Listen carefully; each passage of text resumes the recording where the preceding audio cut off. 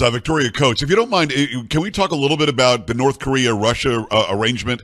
Many people think that I think North Korea and that family was put in place by China. It was actually put in place by the Soviet Union. So that relationship is a very long-standing one, isn't it?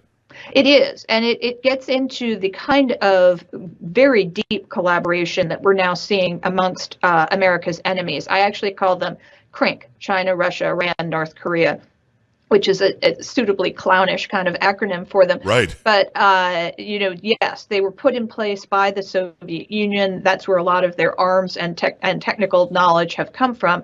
But in recent decades, since the fall of the Soviet Union, they've become a wholly owned subsidiary of China.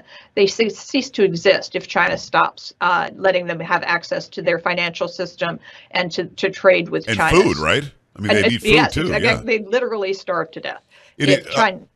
I'm sorry, I don't mean to step on you, but the whole China controlling it, so Russia had to go to China and say, hey, why don't you throw in 12,000 troops?